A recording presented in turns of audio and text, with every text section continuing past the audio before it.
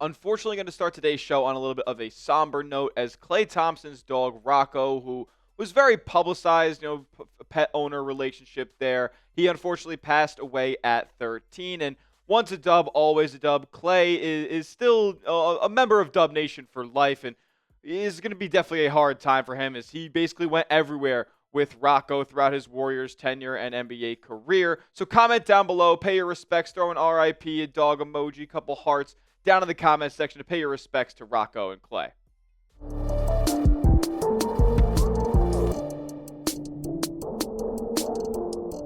What's going on, Dub Nation? You're watching Warriors Today by Chat Sports. I am your host, Tyler Smith. And on today's show, got a good old-fashioned news and rumors to get to. Brandin Podziemski, we have some injury news to discuss that wasn't previously public for Warriors fans. And then on the back half of today's show, Bleacher Report named 3 dream offseason trade targets for every team in the NBA, and Golden State's might just surprise you. But let's get into the Brandin Podziemski injury news here, as it's unfortunate, but he was going through some wrist issues in the postseason, it seems.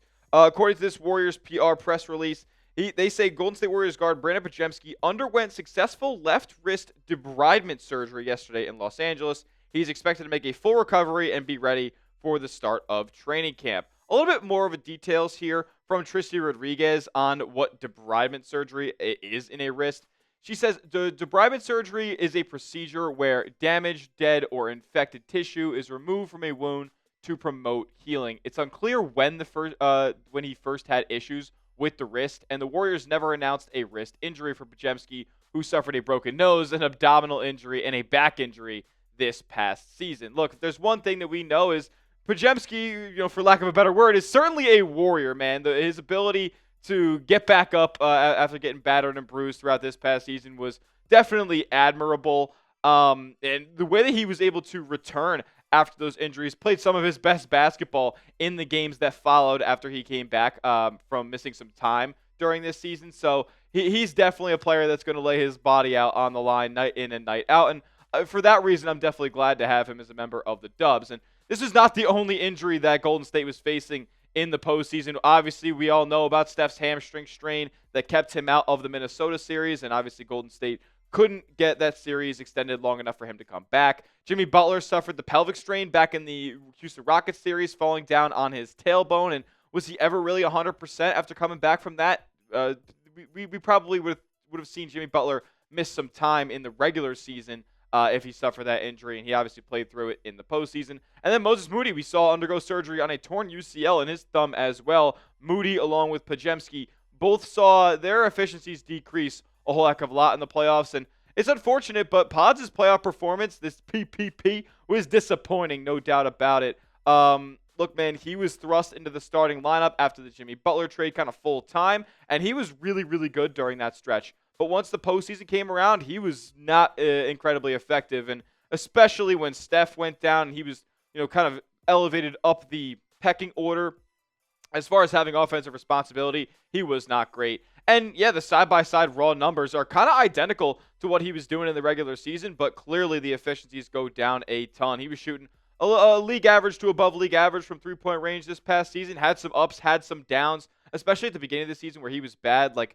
as the season went on, he was awesome from three-point range, but in the postseason, he couldn't find his shot whatsoever, and he was throwing up bricks from all 3 levels of the court. It just wasn't what Warriors fans or the Warriors themselves needed from a guy who they were probably expecting to be a secondary or third option offensively. And look, Podziemski has been held out of some major trades over the past 365 days. The Warriors held him out of trading for Lauri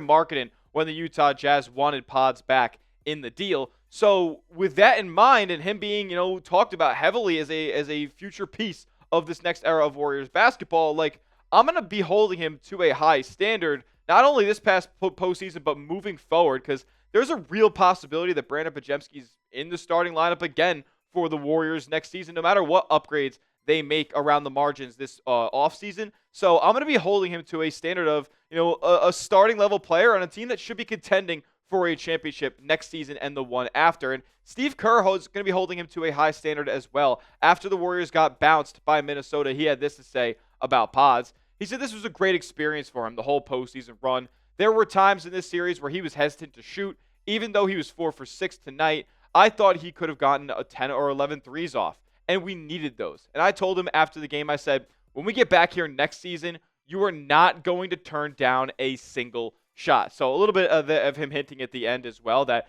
Pods probably isn't going anywhere as well this offseason. Doesn't look like there will be a trade that entices Golden State to move off of Podziemski unless it's something like a Godfather Giannis offer. And with that being said, this is a huge offseason for Pods. Heading into year 3 with just 2 years left on the contracts of Steph Curry, Jimmy Butler, Draymond Green. Like, Pods is going to be asked to do a lot. And I am confident that he is going to be able to step up to the plate because what he did during the last 23 games of the regular season when Jimmy Butler was traded to Golden State, playing in that starting lineup, the Warriors winning a ton of basketball games, he was awesome. And if he could put these types of numbers up, and yeah, I'm not going to be asking for 43% from three-point range, even though this was an awesome stretch for Pods. But like if you could put up 15, 16 points a night on 6 rebounds where, on some nights he's going out there and grabbing 13, 14, leading the team. I hope we're not going to have to ask him to do that a whole heck of a lot next season, but I'll take it when he does it. He's going to put you cannot question Brandin Podziemski's effort out there night in and night out. So if you're putting up 15, 5, and like 3 to 4 assists a night, that is awesome for a starting level player in this league in year 3. I believe he can make these numbers happen over an 82-game stretch next season. Do you believe in Brandin Podziemski? Type B for believe, type D for don't. If you don't, let me know what type of package you'd like to trade him for this offseason. Before we get into the Bleacher Report dream targets for Golden State, we're going through an offseason sub-battle with a team that is going to try to be making some improvements as well to their roster. A team that's going to be competing with Golden State in the NBA trade market this offseason. That's the Boston Celtics. And those clowns over there at Celtics today, we are challenging them to an offseason sub-battle. And they are trailing us right now, and I want to blow them out of the water this offseason. So make sure you are subscribed if you want to be tapped in with everything Golden State Warriors this offseason. All right, let's break it down. Bleacher Report went through all 30 NBA teams and listed their top 3 dream targets. And I'll be honest with you guys, these are not the most realistic trade targets for Golden State, but I thought I would bring you the content as it's still very early in the offseason. I'm going to start with Domantas Sabonis, and in these 3 targets, I'm going to go from, honestly, most unrealistic to most realistic. And we'll start with Sabonis here. Bleacher Report talked about him being a perfect fit, kind of filling the void that Golden State needs as far as a pure rebounder of the basketball. Golden State got killed on the glass in the postseason, and Sabonis could do a whole lot more than just that. He can fill up the scoring department. A 20-point-per-game guy, night in and night out. Over the past few seasons, he has been an all-star level player for the Sacramento Kings. Is he the most winning guy?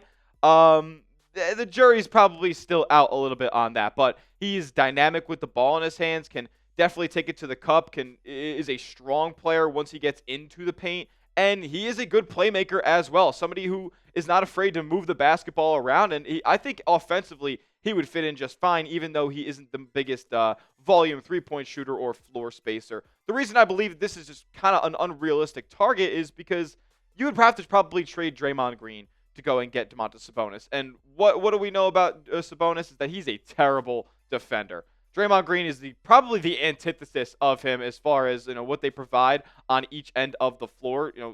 Sabonis can score a whole heck of a lot of points, but he'll give up equally as much, if not more, on the other end. Draymond, he's not going to be putting up double-digit nights, but he's not going to be giving up double-digit scoring nights to the opponents. And is Steph going to really allow Draymond to get traded this offseason? I doubt it. So even if Golden State was interested in trading for Sabonis, I don't know how they would get it done. And I don't think Sacramento really wants Draymond Green on the roster right now. It doesn't seem like a logical move.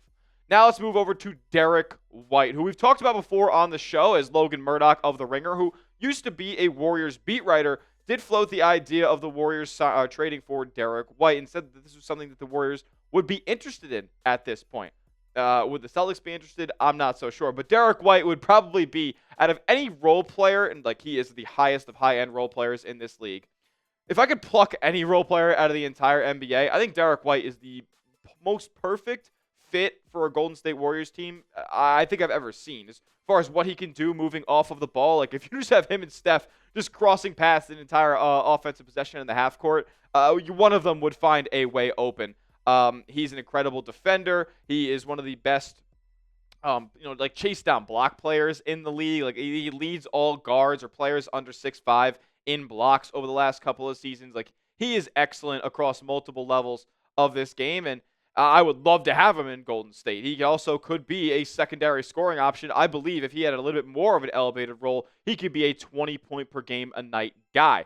But the bottom line is, the Celtics aren't trading Derrick White. Like, there's just no way that it makes sense for them to trade Derrick White when out of the big contracts that they have on their books, he makes the least amount of money. Like, he is only making $28 million next season.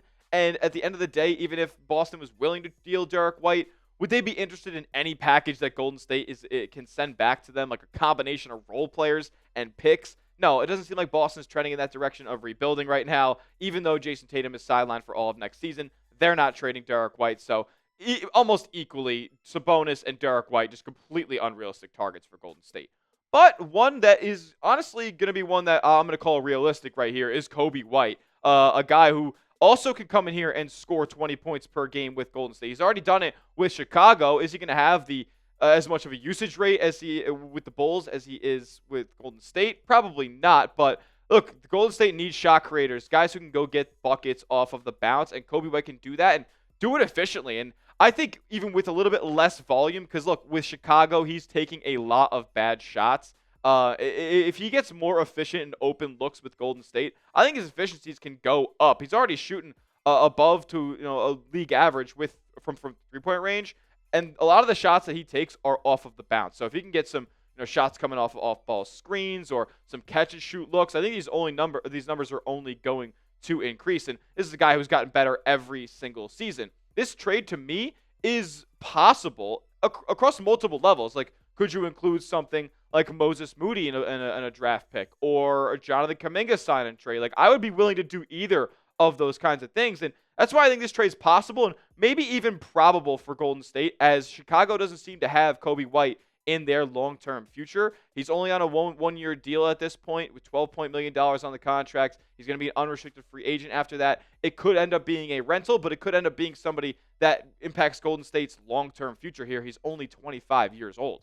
So pick one to trade for out of these three Bleacher Report dream trade targets, and they're definitely dreaming on these first two guys. If it's Domantas Sabonis, give me a DS. If it's Derrick White, give me a DW. If it's Coby White, the most realistic choice, give me a CW down in the comment section. And make sure you are subscribed to the channel, because if anything happens with those three cats or any Warriors trade this summer, we're going to have you covered right here at Warriors Today. So lock us in as the #1 spot for Warriors content on YouTube. We'll see you guys all in the next one. And as always, let's go Dubs.